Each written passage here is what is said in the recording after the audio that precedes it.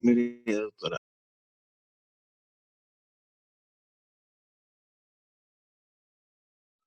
Buenos días.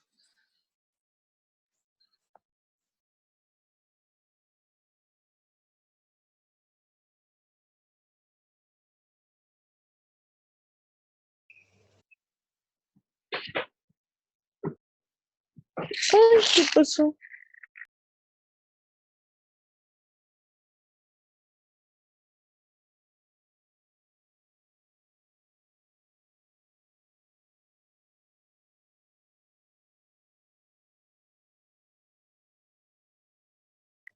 Doctora, buenos días. Disculpe, ¿me escucha? Está bien mi... Sí, buenos días, se te escucha. Ya, doctora, pensé que estaba mal mi... Ya, doctorita.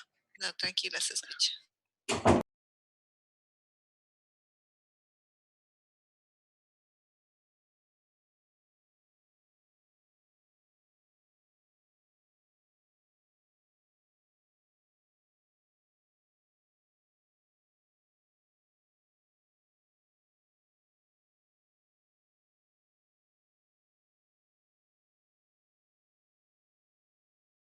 Ok, como ya están entrando la mayoría, ya vamos en 14.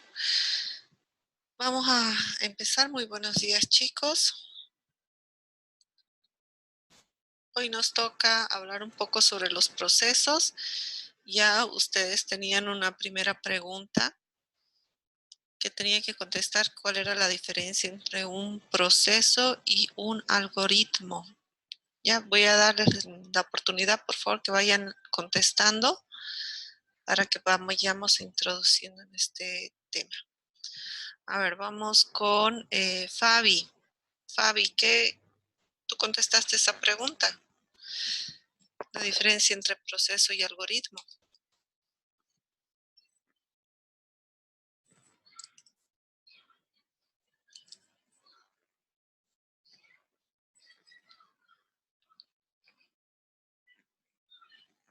A ver, vamos a entrar a sus clases y vamos a abrir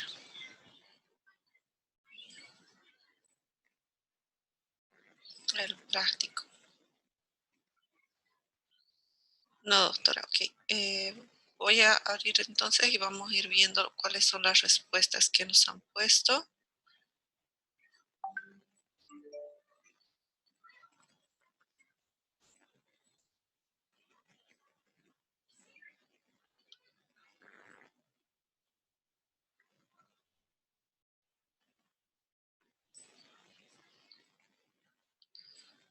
Ok, aquí están las clases prácticas.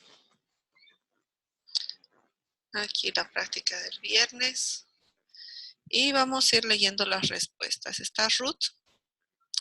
Y Ruth nos dice que es un diagrama de procesos, es un proceso de herramientas que nos permiten conocer todo un protocolo de acciones para tratar algo. ¿Ok?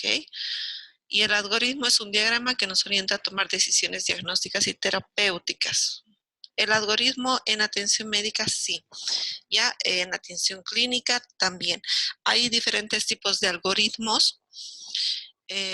Los algoritmos son un tipo de diagrama de flujo específicamente, donde hay toma de decisiones. En cambio, el diagrama de procesos no necesariamente nos indica toma de decisiones, sino nos indica el camino hacia donde tenemos que dirigirnos para concretar justamente una determinada acción.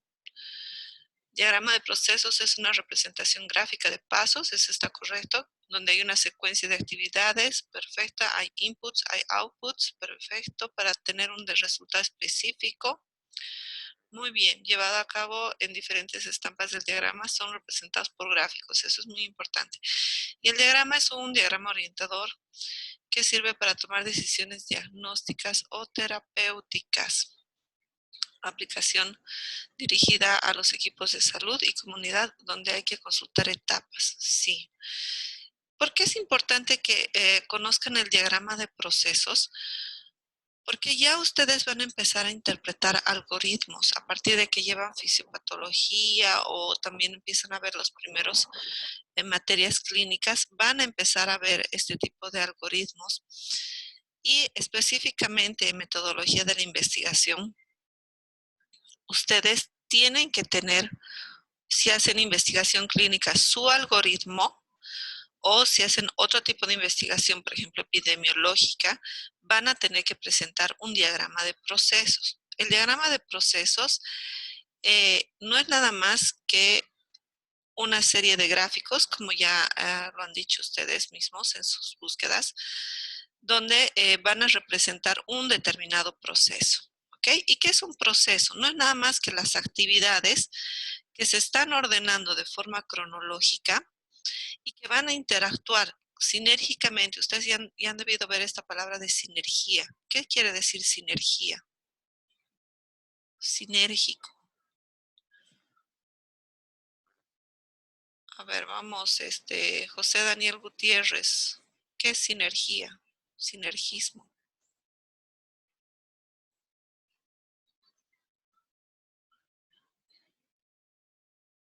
Ojo que estoy anotando sus participaciones, ¿ah? Whitney, ¿sabes lo que es sinergismo? Doctora, Sí. es una acción, es una acción espontánea. Ya. Pero digamos, si tenemos sinergismo farmacológico, ¿a qué nos referimos?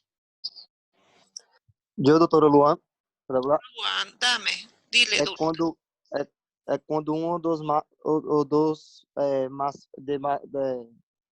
dos fármacos possam actuar juntos. Ya, actúan juntos, pero ¿qué hacen cuando actúan juntos? Aí pode ter uma potencialização. Exactamente, muchas gracias. Eso les va a servir para farmacología. Un sinergismo y también para clínica en sí, es cuando estas actividades, estos procesos o estas acciones o medicamentos, cualquier cosa que se junte, el resultado de la suma de esas dos cosas va a ser superior a las cosas por separado. ¿Okay? Entonces, lo importante en un diagrama de procesos es justamente eso, que estas actividades cuando se juntan, se potencian y generan un mejor resultado. Es como cuando, no sé, pasándolo a la vida real, cuando ustedes van a lavar ropa y utilizan jabón y además un detergente en polvo, por ejemplo, se hace, ¿no? Entonces, si quieren que la ropa les quede muy, muy limpia, si lo lavan solo con jabón, no les queda muy limpia. Si lo lavan solo con detergente, no les queda muy limpia. Pero cuando mezclan los dos, les queda muy, muy, muy limpia, ¿no? Más de que si lo hubieran utilizado individualmente, digamos, lavado primero con jabón, secado y después con ace, no resulta bien. Entonces, las dos se potencian. Y eso es importante porque nos está diciendo que si ustedes hacen actividades individuales sin planificar si esa actividad va a continuarse con otra, no van a tener el mismo resultado. Y eso sucede cuando ustedes hacen sus trabajos de investigación. Se dividen, ¿no es cierto? Entonces uno dice, bueno, tú vas a estudiar sobre esto, tú vas a estudiar sobre este otro, tú vas a buscar esto, y luego lo juntan. No están haciendo un proceso. ¿Por qué? Porque cada uno está actuando de forma individual y no están conectando las actividades. Y por eso el resultado no les sale tan bien que como cuando ustedes se sientan, discuten sus resultados y redactan entre todos un documento, ¿ya? Se necesita una serie de insumos, nos sirve cuando tenemos insumos para transformar en un resultado. Llamemos insumos a todo aquello que es el in, a todos los ingresos, y resultado a todo lo que es el output. Cuando hablamos de investigación, los insumos es la información que nosotros estamos adquiriendo de nuestra bibliografía, de nuestra experimentación, de nuestra encuesta, etc.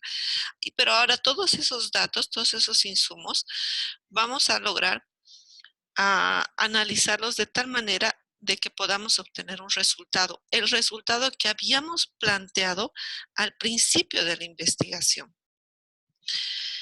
¿Es cambiante un proceso? Sí, porque se va adaptando a la realidad de la empresa. Nuevamente, aquí empresa es el emprendimiento o la actividad que nosotros querramos a realizar. En este caso, nuestra empresa sería la investigación, y esto se va a ir adaptando a los requisitos y a las demandas de la investigación propia. Por ejemplo, el grupo de cáncer de mama, lo digo porque estábamos trabajando, teníamos planteado ya el hacer las encuestas.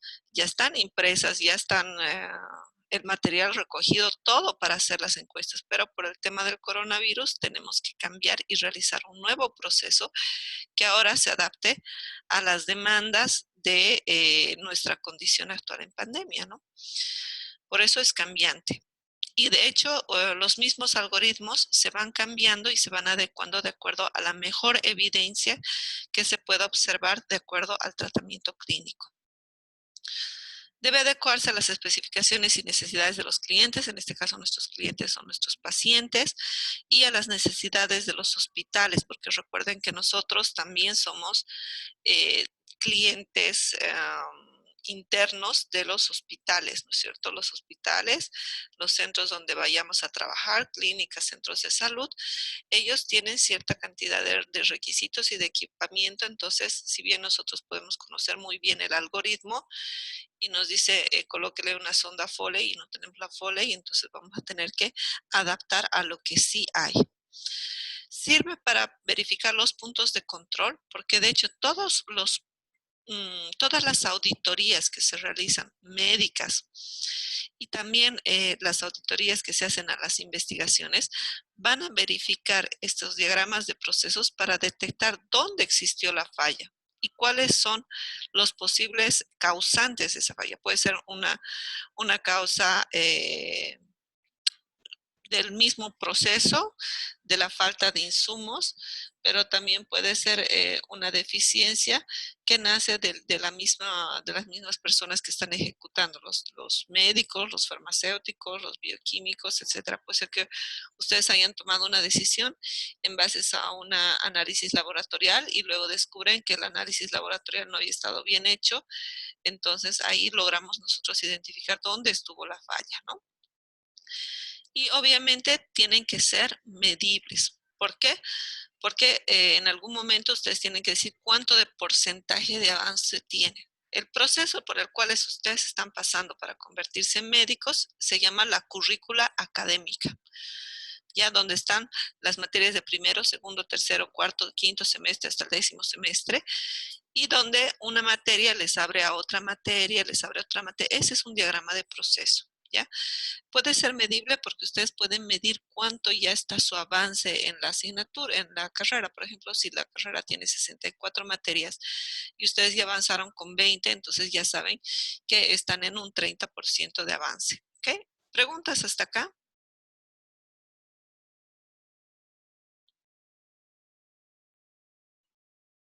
Nada. Ok, creo que se entiende. Ahora, esta es la parte principal del tema de los procesos. Sin embargo, ahora vamos a entrar a la parte más práctica, ¿ya? Para hacer prácticos estos procesos se utilizan una forma gráfica que es el diagrama. Diagrama, grama es de imagen, de dibujo, ¿no? Entonces, vamos a dibujar, por así decirlo, los procesos de tal manera que tengamos una entrada donde tengamos la información, los insumos, las necesidades, exista una transformación y podamos sacar un producto, un servicio, una información, ¿no? Esto creo que ya lo hemos dicho.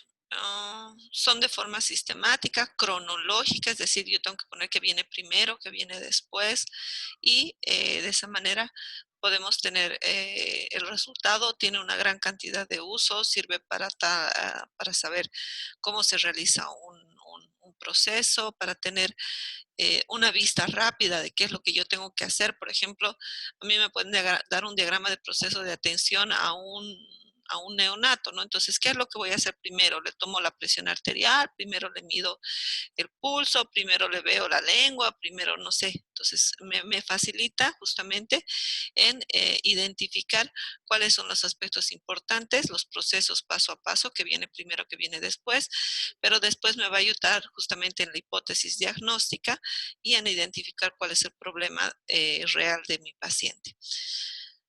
Están presentes en todos los manuales. Hay enfoques que son más complejos, hay de los diseños más simples a los más complejos, y los más simples serían los flujogramas de primer nivel, ¿no? O de dirección descendente, que ustedes ya lo han debido ver. Son aquellos que tienen justamente una serie de pasos. Ahí viene 1, ahí viene 2, ahí viene 3, ahí viene 4 y van unidos por flechitas. A ver, esta es flechita. Y van unidos por flechitas, ¿no? Entonces, ese sería, digamos, el más simple, que va de forma vertical, de arriba hacia abajo, y que se va uniendo por flechitas, ¿no? Ese es el diagrama de primer nivel. El de segundo nivel ya es un poco más detallado. Yo ya puedo especificar algunas otras cosas más. Por ejemplo, pueden haber tomas de decisiones y normalmente ya no se hacen de arriba hacia abajo, sino se hacen de izquierda a derecha y de arriba hacia abajo. Vamos a verlos en general. No es muy larga la clase de hoy. Los de primer nivel, ahí está. Muestran solamente los procesos más generales, no se van a detalle. Por ejemplo, aquí tenemos un diagrama típico de primer nivel, donde hay la presentación de solicitud. Por ejemplo, un paciente que presenta su prueba laboratorial. Entonces, la enfermera toma, o digamos en farmacia, ¿no? Tiene su receta médica. La farmacéutica que va a hacer va a verificar los datos, va a leer esa receta, va a verificar que tenga sello, tenga firma, tenga fecha, tenga nombre del paciente, y luego ella va a agarrar y va a realizar una acción, ¿no? La emisión de certificado, en este caso sería la búsqueda de los medicamentos y se los va a entregar al cliente, ¿no? Ese es el Doutora, programa más sencillo. Sí, sí. Meire não tá conseguindo entrar. Mire, pero no me sale acá. Dile que salga. Primero cargue ¿qué se llama? Cargue el Zoom e introduzca el código. Si puede Doutor, ser posible. Sí. Ok, ¿se doutora. puede explicar esta parte más despacio, porfa? El primer nivel no comprendí. Ok, ya, lo explico. Van a disculpar, es que me emociono porque me gusta mucho y hablo muy rápido. Entonces, los flujogramas o diagramas de primer nivel, como su nombre lo dice, están enfocados a demostrar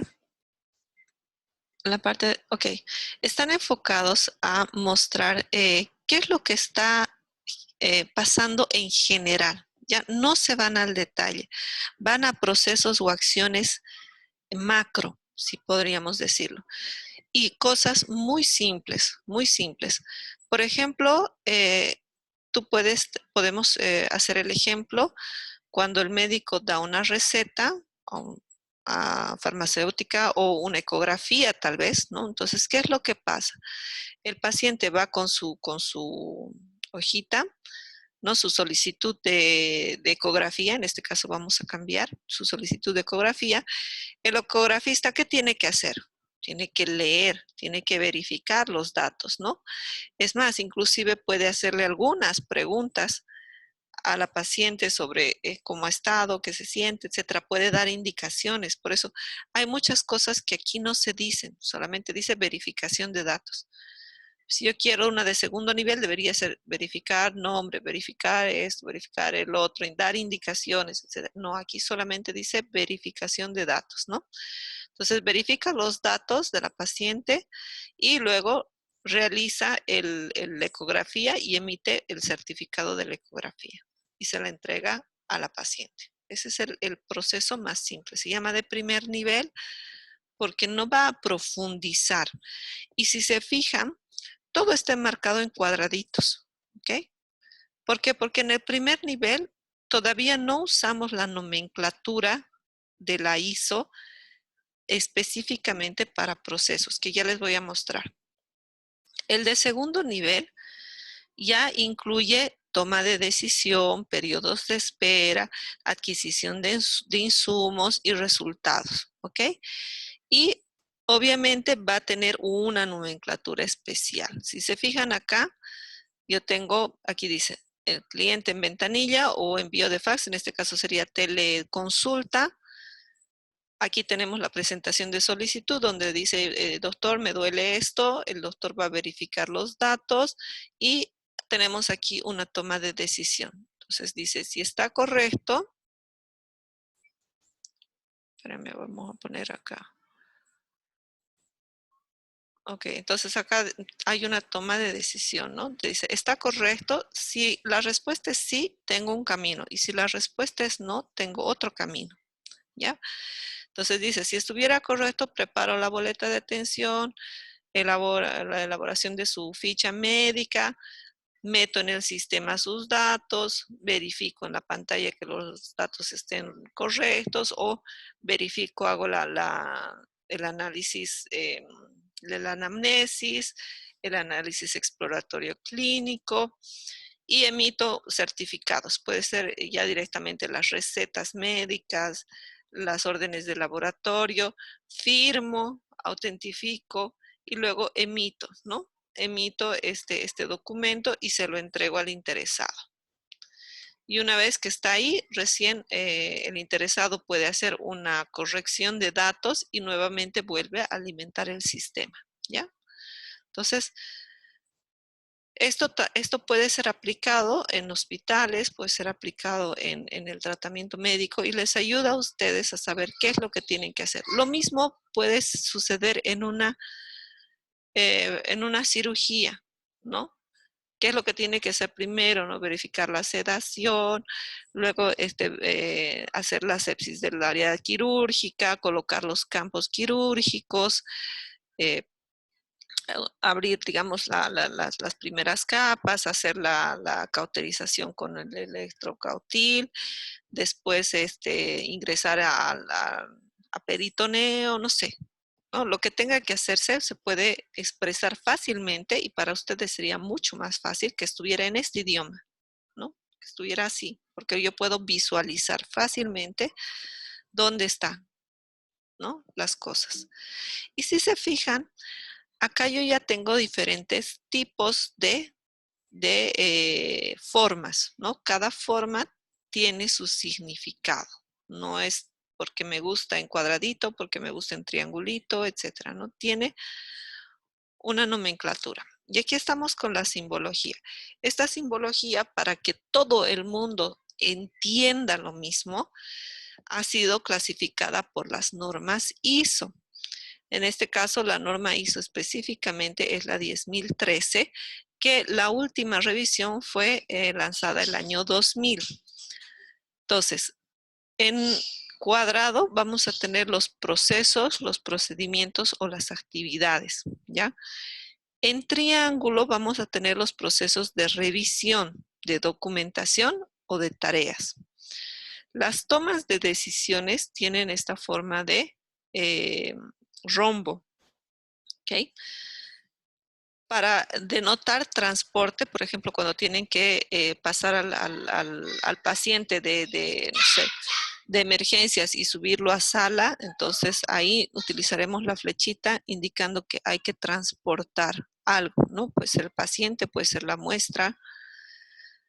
Este símbolo medio raro que es como un cuadrado y un semicírculo, no sé cómo se llamará, tiene la característica que es un proceso de demora, ¿no? Por ejemplo, cuando tenemos que esperar a que la muestra de orina salga, porque no podemos hacerlo inmediatamente, cuando tenemos que esperar a que reaccione la anestesia, entonces hay un proceso de demora, ¿no? Indica que es algo que nosotros no podemos apresurar, que tenemos que esperar a que suceda. Y el triángulo invertido va a ser un almacenamiento transacción. Y el triángulo mirando hacia la derecha va a ser la atención al público. ¿Ok? Normalmente aquí, si hubiéramos estado pasando clases presenciales, yo les pediría que saquen una hoja e intenten hacer un diagrama de proceso muy simple, por ejemplo, de, no sé, cómo tomar la presión arterial a un paciente, ¿no? Entonces ustedes dirían, empezamos desde el principio, el inicio y el fin tienen una simbología de un círculo. Eso me olvidé decirles, que no está acá, que está en la siguiente diapositiva. Entonces, tal vez entre todos, como no lo podemos hacer cada uno, entonces lo vamos a hacer entre todos, ¿ya? Y vamos por favor, estén atentos, porque vamos a utilizar este diagrama de procesos y le sacan el screenshot a la pantalla para que puedan saber con qué símbolo vamos a trabajar. Y vamos a hacer entre todos un diagrama de procesos.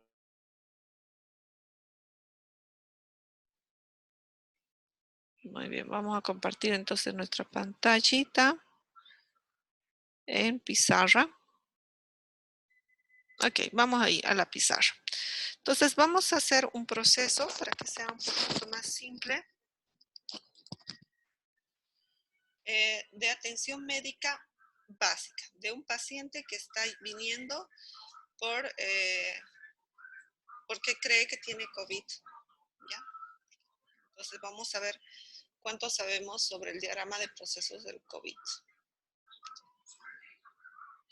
El proceso de inicio yo lo voy a marcar con un círculo porque es el inicio y aquí vamos a poner que el paciente ingresa. ¿Ya? El paciente ingresa. ¿Qué es lo primero que tiene que suceder cuando el paciente ingresa al centro de salud? A ver, le vamos a decir a Adriana Torrejón. ¿Qué es lo primero que tiene que hacer el paciente cuando ingresa al centro de salud? Se acerca al centro de información. ¿Y qué es lo que solicita?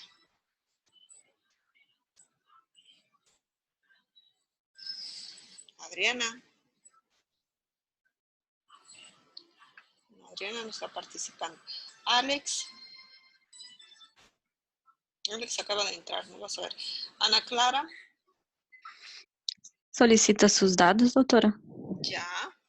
Entonces, en la recepción, gracias. Sí puede ser una verificación de datos, ¿no? Pero en realidad no es verificación porque primero le va a tomar de datos. Entonces, toma de datos. Va a verificar si existe una historia clínica, ¿no?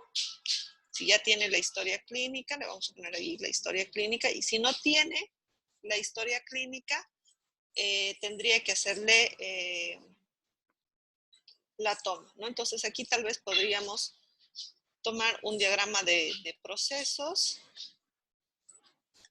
de toma de verificación, ¿no? Entonces vamos a hacer, no sé si aquí tengo un triángulo, no tengo un triángulo. Lo vamos a poner así, ¿ya? Si queremos ser muy exigentes, vamos a hacerlo así. Entonces, si hay historia clínica, aquí vamos a poner, hay historia clínica, y ahí tengo dos opciones, ¿no? Que sí tenga y que no tenga. Ahí va a estar el que no, y ahí va a estar el que sí. Entonces vamos a diagramar. Y aquí vamos a tener. ¿Hay historia clínica? No. ¿Hay historia clínica aquí? Sí. ¿Ok? Entonces, ¿qué pasa si no hay historia clínica? Vamos a lanzarle la pregunta a Fabiana. A Fabi ya le preguntamos. A Grigot. ¿Sí, profesora? ¿Qué pasa si no hay historia clínica? ¿Qué tenemos que hacer? ¿Qué tendría Bueno, que hacer? si no hay Entendiendo. si no hay registro de lo que, de la historia, habría que elaborar alguna. Ya, perfecto. Y ese es un diagrama de documento. Y documento, si ustedes se fijan, es como un cuadrado, pero tiene como una pancita, ¿ya? Así, lo voy a modificar aquí. Tiene una pancita así. Ok, entonces lo correcto sería hacer la historia clínica. Y si ya tuviera la historia clínica, ¿cuál sería el siguiente paso? Vámonos con, ya participó, Iris. ¿Cuál sería el siguiente paso si ya tiene historia clínica?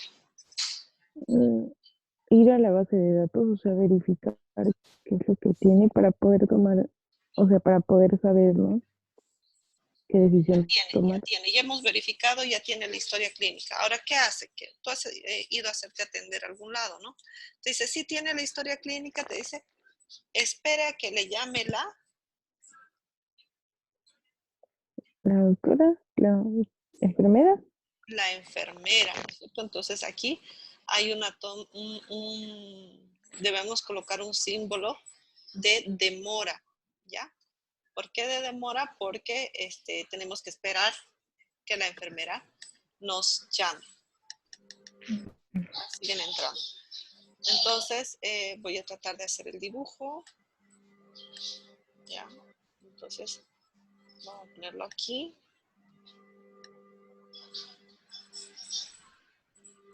Ay, sí que soy mala dibujando. Bueno, aquí debemos esperar a la enfermera. ¿Ya? Como se dan cuenta, no se puede poner mucha información dentro de los cuadrados o dentro de los gráficos. Entonces se pone los nombres lo más resumidos posibles, pero después, debajo del diagrama de procesos, tenemos que decir paso número 1 y describirlo a detalle, ¿ya? Entonces, esperamos a que nos llame la enfermera y cuando la enfermera termina y nos llama, pues sucede algo. Vamos a ver qué es lo que sucede. Y le vamos a preguntar a Jennifer Coronado, ¿qué es lo que sucede cuando la enfermera nos llama? Nos dirige hacia el consultorio. Ya. Bueno, puede ser una de transporte. Vamos a asumir que la flechita ya nos está diciendo transporte. ¿Y qué hace en el consultorio? Que no es un consultorio, en realidad es el gabinete de enfermería. ¿Qué tiene que hacer? Creo que le entrega la boleta, si es que le dio una. ¿Qué te hace la enfermera? ¿Por qué tiene que pasar por la enfermera antes del doctor? Porque Triagem, doutora. Triage. Muy bien, Juliana y Whitney. Diga, Juliana primero.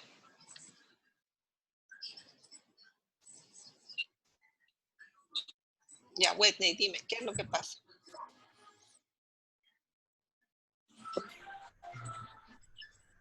Oi, doutora. Por que está cortando minha internet?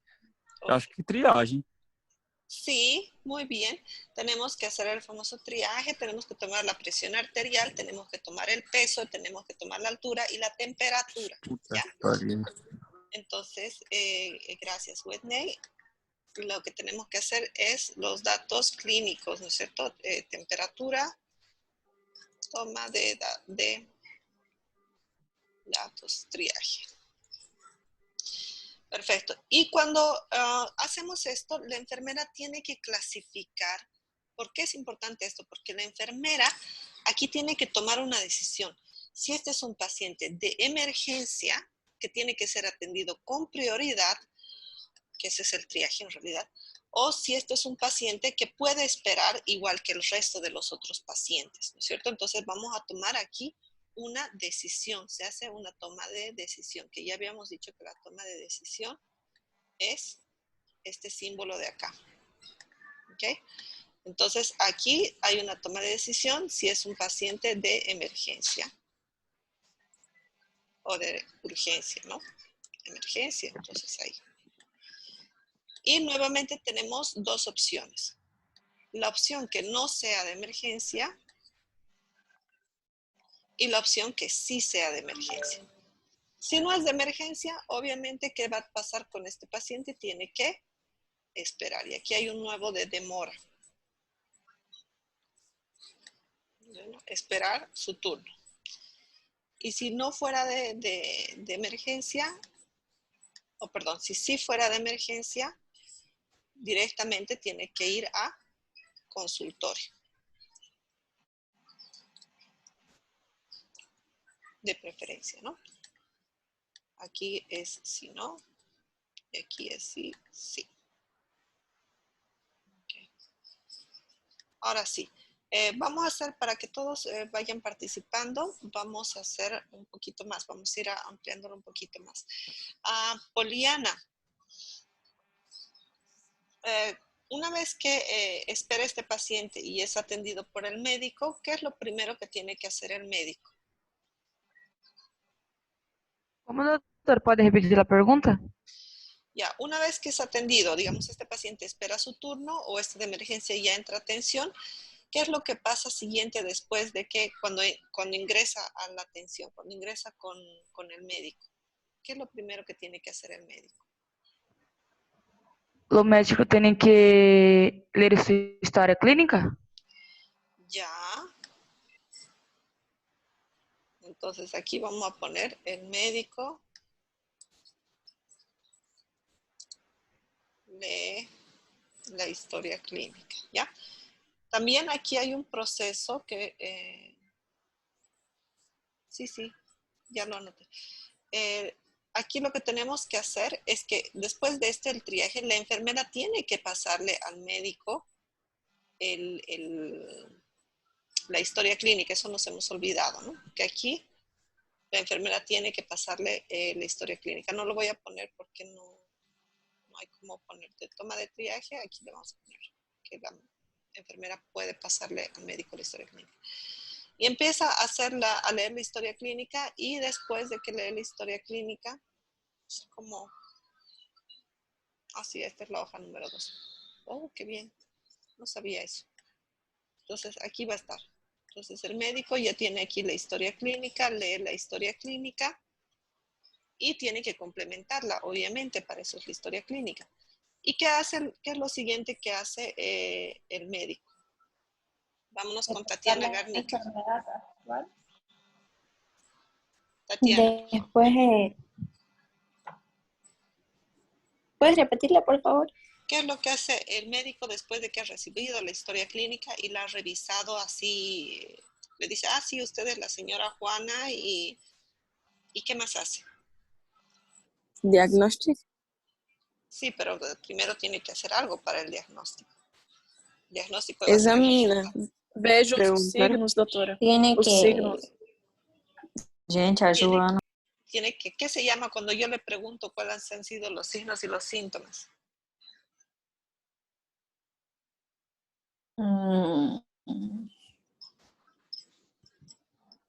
Ya tenemos que empezar a manejar un poquito más de terminología médica. Ahí se los voy a poner. ¿Ok?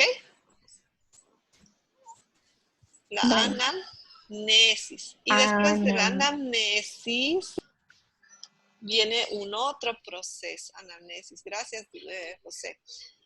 Después de la anamnesis viene un otro proceso. La anamnesis es solo preguntarle, describir lo que pasó con la paciente.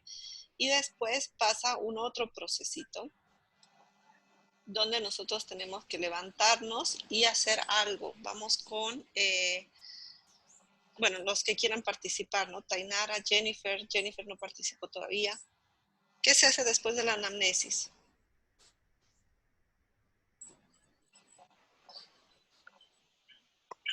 ¿El diagnóstico, doctora? Antes del diagnóstico, porque no es de lo que me ha contado el paciente, yo voy a decir, sí, ya tiene esto. Yo tengo que hacer Entonces, La revisión. la revisión o el examen Doctora, físico. examen, doctora. Examen físico. Y después del examen físico, ¿qué tengo que hacer? Revisar los resultados. Anota los resultados en la historia clínica y pido laboratorios o exámenes complementarios. Y después aquí podemos alargarlo mucho más, ¿no? Podemos hacer un diagrama de espera donde tenemos que esperar los resultados del laboratorio. Y después de que llegan los laboratorios